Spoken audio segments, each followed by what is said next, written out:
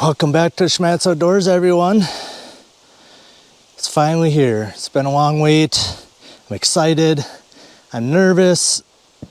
I'm stressed out about this whole situation, but it's finally here. So hopefully in the next few days, my stress level will plummet and my excitement level will increase.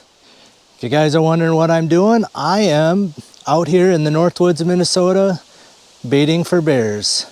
So I drew a Minnesota bear tag this year. Took me 6 years to draw the tag, so been a long wait. I thought I would have drawn it even as a couple years ago, and I didn't. Thought it last year for sure, and I didn't. So excited to have it. So it's been 6 years in the plan, or 6 years in the making, 6 years of planning, all that going into this tag. Yeah, so I'm pretty darn excited about it. We're doing things a little differently this year. So we're gonna go over a little bit of that.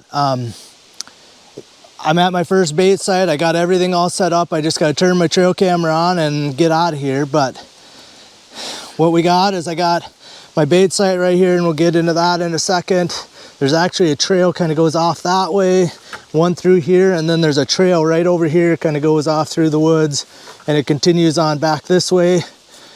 This bigger white tree right here is 14 yards. This one a little further back there is about 20. So I think that's going to be my stand. So from right there, I got the brush kind of cleared out to my bait site right here.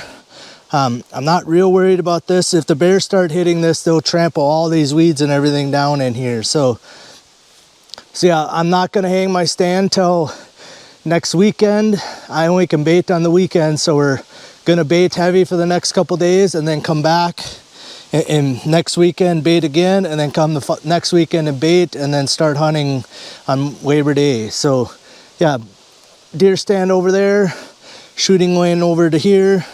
My bait here, we're using kind of a mixture of some candies. So there's red, black licorice, candy corns, dots, some cookies, and some granola mixed with a little bit of syrup. So that's what kind of the whiter tan stuff is granola clusters.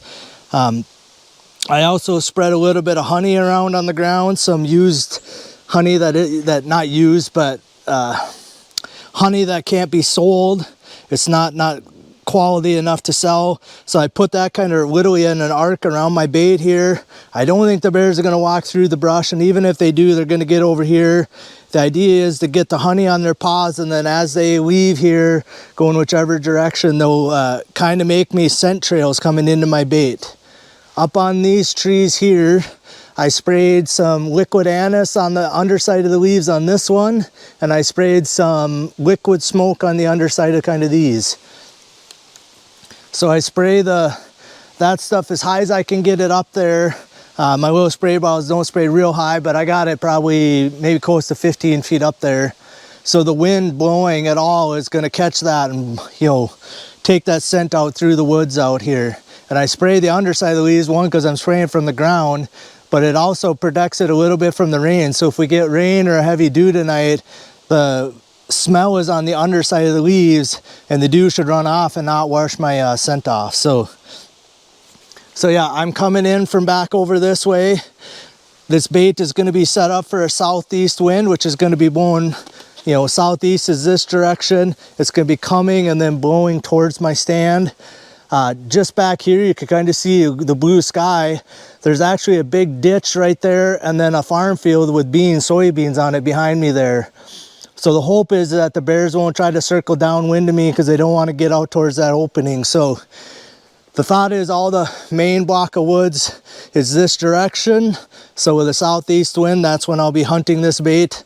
I have a trail camera set up right here on a tree, so that's looking at my thing, so I could get pictures of the bears. I may put a second one here, maybe even over on this tree, and turn it on taking videos, but we'll see. I want my baits to start getting hit before I start worrying about, you know, throwing an extra camera in here. You also risk it because you're attracting the bears here. They could tear your camera off. So you know, they see it on the tree, they might play with it and tear it off. The last 6 years ago when I had my tag, I didn't have any trouble with that, but I know lots of people do. So one thing I did is, like, I got gloves on for baiting. I took my gloves off and I actually hung my camera and all that up before I ever even dumped any bait or anything like that. So try to keep your scent off of your camera, and I think that will help. So here in Minnesota, I can run 3 bait sites. So this is the first one. I just got up here. Today's the opening day of baiting. Worked out perfect. I had the day off, so we're come out and bait. We're gonna bait the next few days. So there'll be, I don't know how much of this is gonna be in each video, but we're gonna have videos coming out, me checking my baits. If they get hit or anything like that, I'm gonna show you kind of what the bears do. If I get any pictures, hopefully I'll drop those in on the video as well. But so yeah, like I said, big pile of bait. The idea is so, you know, multiple bears can come in here and they won't clean me out. There's about 6 gallons of bait there. Don't look like that much, but it's, you know, a 6-gallon pail plus a little bit of honey and a few other things, and then the stuff sprayed on the trees. So that should get me by at least for tonight, and if it starts getting hit, we'll add more bait as I need. So all right, like I said, glad to be back in the woods again.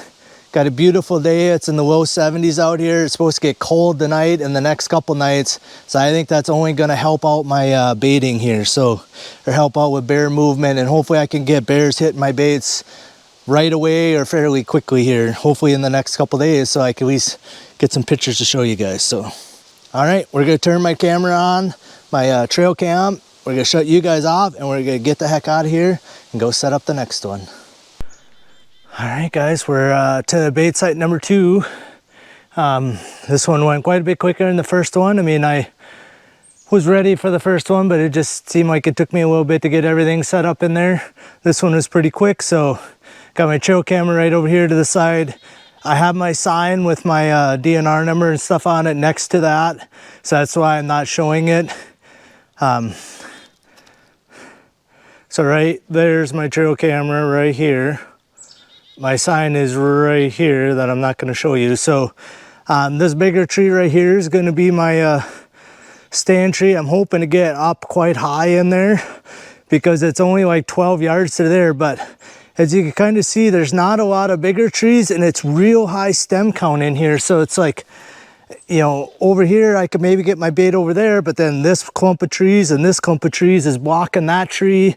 And it's just real tough to find a decent spot. So it's a little more open off this way. It's real thick back in here and it's real thick off over this way. There's a real heavy trail like maybe 20 yards over this way, and it cuts out over here out to the corner of a field. 6 years ago, like 250 yards up here, I had my bait and I shot my bear up there, but I was way too close to the road. I was only like 125 to 150 yards off the road, and the bears all turned nocturnal because there's a lot of traffic started going by this road once the bear season started. So people just driving around, especially middle of the day or whatever. But even in the evenings when I was sitting there hunting, I mean, it was side-by-sides and trucks and whatever. So I'm almost a quarter mile, or maybe just a touch over a quarter mile back in here now. So quite a bit further in here. The bear should be a lot more comfortable back in here now. So I didn't have the underbrush, so I basically sprayed these with liquid smoke. These couple trees here as high as I could get it with anise. It smells really strong of anise. Again, my bait pile, this is kind of some of that older honey. Again, I just kind of made a ring. They'll probably eat some of it, but if they get any of it on their paws and, like, you know, make a trail out this way or wherever, I sort of expect the bears to come from back this way or back over here. So again, set up for a southeast wind, so that direction southeast with the wind blowing this way back towards that open field. So kind of hoping the bears don't want to go out there. And part of the reason, if I can get up high enough, these trees are a little shorter over here, so I'm hoping my wind will kind of stay up high if it goes that way. But again, I expect the bears to come from this direction. So I have 2 baits set up for southeast winds now.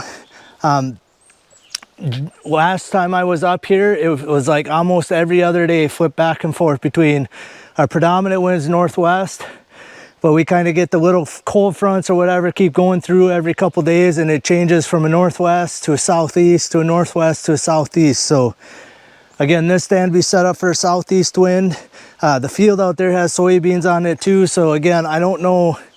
I don't know that bears eat a lot of the soybeans are in this area. They eat a lot of corn if there's corn around, but there's no corn within miles of this location. So when I was up here early part of July and scouted this whole area and then picked this spot to bait, like 3/4 of a mile over here, I seen a big bear that was well over 300, probably 350 plus, maybe 400 plus. It was big. He wasn't real fat at that time of the year, but early July, they're pretty skinny looking at that time. And he was, you know, sort of rough looking too, like he only just had his summer coat on. So, but again, that was only like 3/4 of a mile as a crow flies over here. So that bear could be anywhere in here and could, you know, hopefully we'll find my bait at some point here.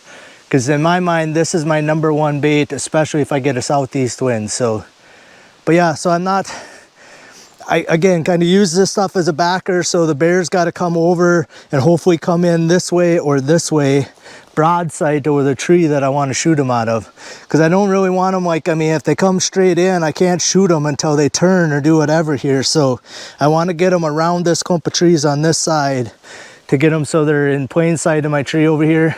I'll probably end up knocking a few more dead sticks off, but I want to get my stand hung in there next weekend before that. So all right, 2 baits down, 1 more to go. I'm gonna shut you guys off, grab my stuff, hoof it out of here, because like I said, I'm back in here quite a ways this time, and go to the next one.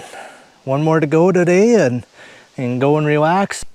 All right, guys, we're at my 3rd bait here.